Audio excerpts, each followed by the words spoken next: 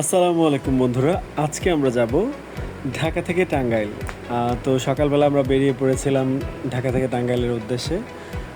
বাসে করে গাবতলী থেকে চলে গিয়েছিলাম সাভারের চন্দ্রাতে। চন্দ্রা থেকে আমরা রওনা হয়েছি ছোট্ট একটি বাসে করে টাঙ্গাইলের একটি জায়গা, সেটার নাম হচ্ছে মহেরা। তো মহেরা মেন রোডে বাস থেকে নেমে ফুটওভার দিয়ে পার হয়ে 20 টাকা দিয়ে চলে গিয়েছিলাম অসম্ভব সুন্দর একটি জায়গায়, যেটি হচ্ছে বাংলার হোয়াইট হাউস নামে বিখ্যাত। সেখানে ঢুকতে প্রথমে চোখে পড়লো আমাদের বিশাখা সাগর এবং তারপর সেই কাঙ্ক্ষিত দিকটি। আর এই পর্যন্ত যেতে আমাদের ভাড়া লেগেছিল জনপ্রতি প্রায় 200 টাকার মতো।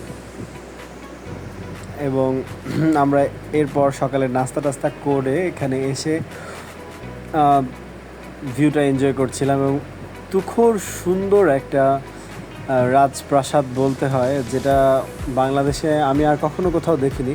আমাদের রাজপ্রাসাদগুলো ন্যাচারালি ভাঙা হয়, বাট এই রাজপ্রাসাদটা দেখতে অসম্ভব সুন্দর। তবে আমার কাছে এটার ব্যাপারে যে বিষয়টা খারাপ লেগেছে সেটা হচ্ছে উপর থেকে দেখা যায় না, বা কামরাগুলোতে গিয়ে দেখা যায় না, সেটা আমার কাছে খুবই খারাপ লেগেছে।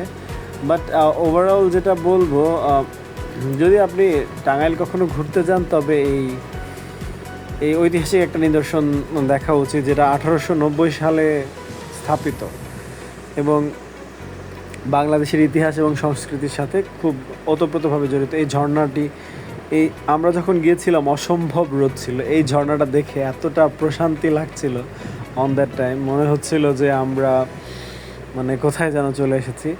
আর বিশেষ করে আমি এবং আমার ওয়াইফ গিয়েছিলাম, তো আমাদের দুজনেরই জায়গাটা বেশ পছন্দ হয়েছে।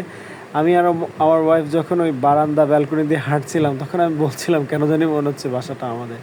বাট রিয়েলি বলতে গেলে আমি আমার লাইফে অনেক জায়গায় ঘুরেছি, তবে এতটুকু সুন্দর কোনো জায়গা আমি আসলে দেখি নাই রাজপ্রাসাদের মতো।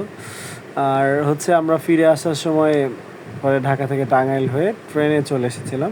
টাঙ্গাইল রেলওয়ে স্টেশন গিয়ে আমরা কিছু খাওয়া দাওয়া করলাম। টাঙ্গাইল শহরে যে আমরা কাচ্চি খেয়েছিলাম, এবং কাচ্চি খাওয়ার পরে সেখান থেকে আমরা টাঙ্গাইল রেলওয়ে স্টেশনের মাধ্যমে ঘুরে চলে এসেছি। তো দেখতে থাকুন ভিডিওটা, আর লাইক, কমেন্ট, সাবস্ক্রাইব করবেন। Thank you.